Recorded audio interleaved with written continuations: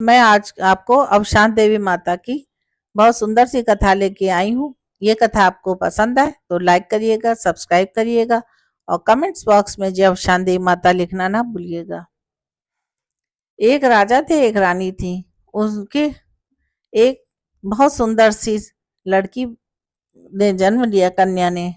और धीरे धीरे राजा रानी अश्वान देवी माता की उसको कथा भी सुनाते और उससे पूजन भी कराते, जिससे उसका जीवन भी अच्छा बीते। राजा बहुत सीधे साधे थे। एक बार वो शिकार खेलने गए तो वहां पे उसको एक कन्या मिली और बोलने लगी, राजा जी, मैं आपके साथ ही आपके महल चलूंगी। राजा ने कहा कि मेरे यहाँ तो बहुत दास दासियां हैं, चलो तुम भी रहना। बोली, दास दासियों की तरह नहीं चलूंगी मैं। तो बोले, फिर तुम कैसे बन सकती हो, मेरी बहन बन के चलूंगी क्या? राजा ने हंसते हुए बोले, नहीं, मैं तो आपकी छोटी रानी बन के चलूंगी। राजा बड़ा क्रोधित हुआ, बोला, तुम्हें क्या पता नहीं मैं एक राजा हूँ, मेरे सामने ऐसे कोई बोल सकता है? बोली, अगर आप मुझे नहीं ले जाएंगे तो मैं यहीं की बावड़ी पे अब कूद के अपनी जान दे दूंगी। राजा बहुत दयालु था। राजा ने कहा, ठीक है, चलो महल में, लेकिन जब तक मेरी रानी नहीं कहेंगी तब तक मैं तुमसे ब्याह नहीं करूंगा। वो गई और उसने कुछ ही दिनों में बड़ी रानी का मन जीत लिया। बड़ी रानी के आगे पीछे झूमती गाती और उनको बहुत स्नेह से जीजी जीजी कह के पुकारने लगी थी। एक दिन बोली रानी से कि मेरा मन करता है कि मैं भी रानी बन जाऊं, क्या आप मुझे इस महल की रानी बनाएंगी?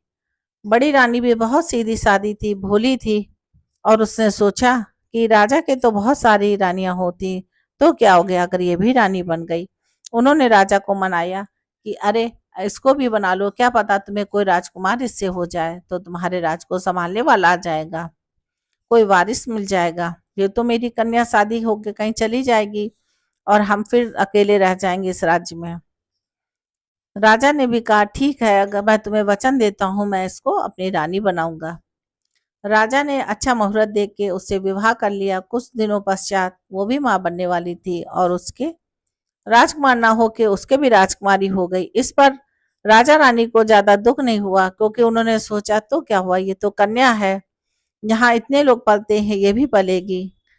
राजा अपनी बड़ी रानी का बहुत ध्यान रखता था, लेकिन छोटी रानी के लिए भी कोई उसके लिए प्रेम कम नहीं था।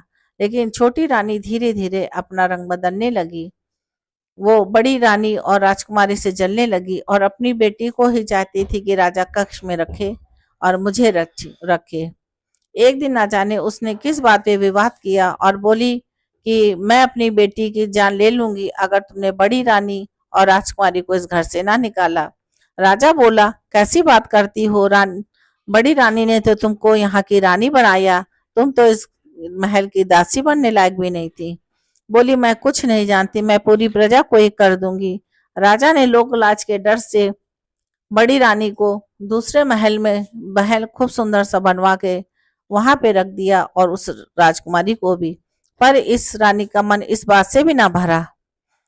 उसने देखा कि अरे, बड़ी रानी तो वहां भी खुश है, राजकुमारी वहां भी खुश है, उसको कोई फर्क नहीं पड़ा। तब उसने कहा, जो मेरी ये काली गाय है, ये राजकुमारी को रोज जंगल ले जाना होगा और रोज उसे चारा खिलाना होगा, दूध दूह के फिर मेरे महल वापस लाना होगा। राजा ने कहा, मेरे पास इतने दास दासियां हैं और ये काम तो मेरी राजकुमारी से कराओगी? उसने कहा, अगर ये नहीं करेगी तो मैं इसको अपने दास दासियों से कह के मरवा दूंगी, मुझे तो काला जादू भी आता है। ये सुन के राजा डर गया और उसने बड़ी रानी से विनम्रता से कहा कि ये मान जाओ, वरना ये तो हमारी बेटी की जान ले लेगी। ये मेरी ही गलती है जो मैं बिना जाने समझे बूझे इसको महल ले आया। बड़ी रानी बहुत समझदार थी। उसने कहा, हो सकता है शांत देवी माता की इसमें भी कोई महिमा हो, इसीलिए ऐसा हमें दुख झेलना पड़ रहा है। उसने अपनी राजकुमारी को समझाया बेटी को कि बेटी, इसकी काली गाय ले जाया करो, गाय की सेवा करना तो बहुत अच्छी बात है। तो उसने अपनी माँ की बात मानी और वो छोटी रानी से रोज उसकी काली गाय ले जाती और जंगलों में उसको घुमा के वापस ले आती, फिर उसका दूध दूती और छोटी रानी को देती। फिर छोटी रानी ने सोचा, अरे, राजकुमारी तो इसमें भी खुश है, इसको इसमें भी कोई दुख नहीं हुआ, अब इसको कौन सा दुख दें। यही षड्यंत्र रच रही थी। इधर इसकी भी राज बेटी बड़ी हो गई अब एक दिन वो काली गाय को लेके जब जंगलों में जा रही थी, तभी किसी ने उसको आवाज लगाई, राजा की बेटी, राजा की बेटी, क्या मुझसे ब्याह करोगी? राजा की बेटी, राजा की बेटी, क्या मुझसे ब्याह करोगी? ये बात उसने आके अपनी माँ को बताई। माँ ने राजा को बताई। राजा ने कहा, ऐसा कौन हो सकता है जो मेरी राजकुमारी से कहे? उन्होंने कहा, पता नहीं कौन है, मैं नहीं जानती।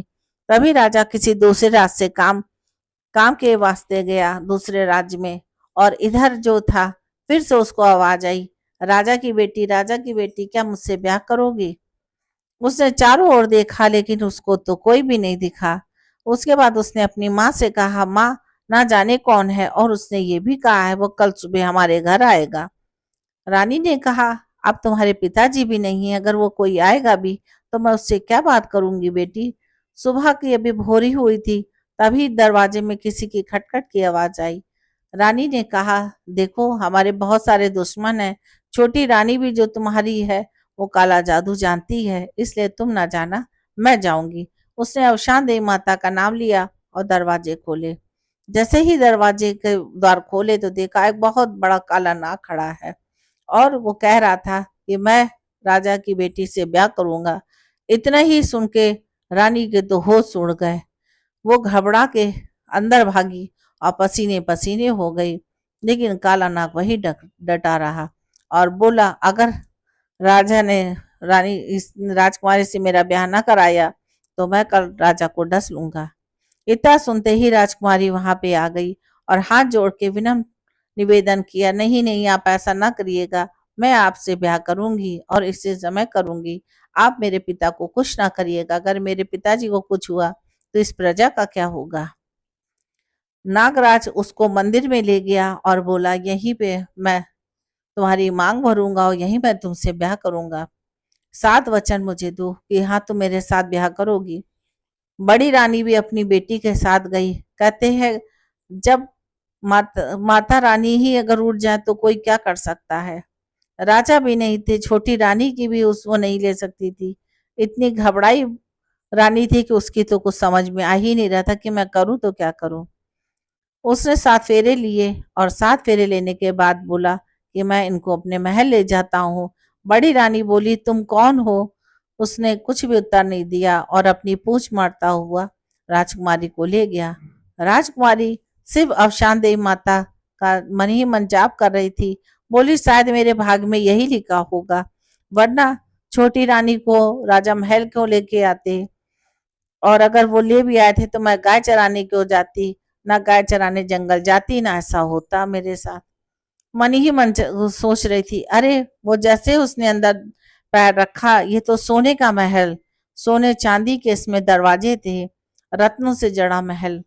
उसने कहा, अरे क्या आप यहाँ रहते हैं? जैसे ही नागराज ने अपने महल में प्रवेश किया, वह एक बहुत सुंदर सा राजकुमार बन गया, और राजकुमारी ये देखती ही रह गई। उसके बाद उसके माता पिताजी दौड़े दौड़े आए और राजकुमारी का स्वागत किया, सत्कार किया, खूब थाली लेके सब उन्हें आरती उतारी और फूल हार उसके ऊपर चढ़ाए। राजकुमारी कहती, मुझे तो कुछ समझ में नहीं आया, ये क्या हो गया? तभी उसकी सास ने कहा, जो रानी थी, उसने कहा, बेटी तुम घबराओ नहीं, तुमने इससे ब्याह किया है, यही बहुत बड़ा उपकार है, तभी मेरा बेटा आज नागराज की योनि से राजकुमार बन पाया है, इंसान की योनि में आ पाया है।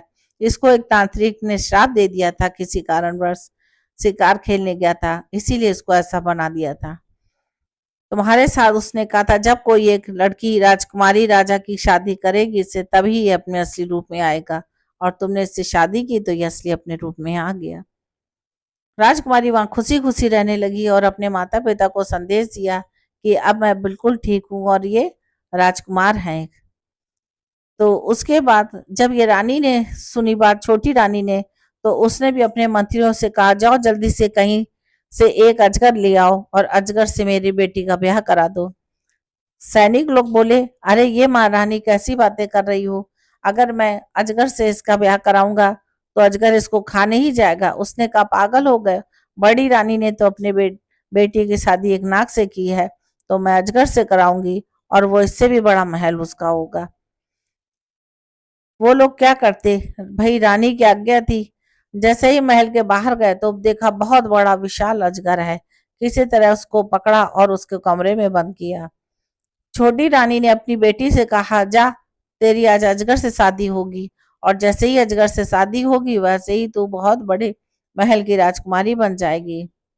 लड़की लाख मना करती रही लेकिन रानी नहीं मानी। राजा ने भी मना किया, तुम ऐसा मत करो, लेकिन उसने नहीं माना। उसके बाद उसने फेरे मंत्र वगैरह मंत्रियों से बाहर पढ़वाए और राजकुमारी को जबरदस्ती उस कमरे में बंद कर दिया और ताला जड़ दिया। और मन ही मन खुश हुई कि जब ये सुबेरा होगा तो मेरी लड़की भी ए, खुश हो जाएगी और बहुत बड़े महल की रानी बनेगी। सवेरे उसने ताला खोला और देखा कि राजकुमारी कहीं नहीं दिख रही है। सारे सैनिकों को बुलाया, दास दासियों को बुलाया कि मेरी लड़की कहाँ गई, मैंने तो ताला जड़ा था। उन्होंने कहा, इसका पेट बहुत भारी लग रहा है अजगर का, लगता है इसने राजकुमारी को निगल लिया है। और राजा आया, बहुत क्रोधित हुआ और रानी को फटकारने लगा कि तू पागल हो गई, अंधी हो गई है, ईर्ष्यावश। देख, ये तूने क्या किया, मेरी छोटी सी प्यारी सी बेटी को तुमने अजगर का निवाला बना दिया। सब सैनिक वहां आ गए, काफी सारे वहां पे सांप पकड़ने वालों को बुलाया गया। जंगल वाले भी काफी आदिवासी आए। उन्होंने अजगर को बाहर निकाला और उसको मार के उस राजकुमारी को निकाला, लेकिन राजकुमारी अब मर चुकी थी। उसकी मृत सैया देख के रानी फूट फूट के रोने लगी। तब राजा ने कहा, जैसी करनी वैसी भरनी।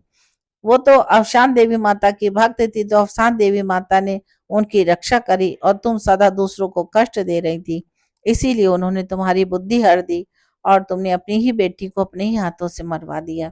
अब वो रानी फूट फूट के रो रही थी और बोली, अब मैं महल में नहीं रह पाऊंगी, अब मैं भी अपनी बेटी के साथ मर जाऊंगी। उसके बाद राजा ने उस रानी को जंगल में निकलवा दिया और बड़ी रानी को अपने महल में ले आए, और राजा रानी बड़े खुश रहने लगे। फिर रानी माता ने अपनी बेटी दामाद को घर में बुलाया और खूब बड़ी सी माता रानी की पूजा रखवाई, माता की दुर्वैया करवाई। गुड़ चना लाई चना गुड़ से माता रानी का पूजन कराया, सबको लाई चना गुड़ की दुर्रियां चबुआई और सुहागनों को आशीर्वाद के रूप में एक एक मोहर दी, जिससे उनके पूजा पाठ को सफल माता ने बनाया था। सब लोग माता के जयकारे लगा रहे थे और इधर छोटी रानी अपनी बेटी के विलाप में चीख चिल्ला रही थी, और राजा रानी सब लोग बड़े प्रसन्न थे। कहते, जैसे इनके दिन बदले ऐसे माता रानी सबके दिन बदलाना। बोलो माता रानी की जय। आशीर्वाद दे।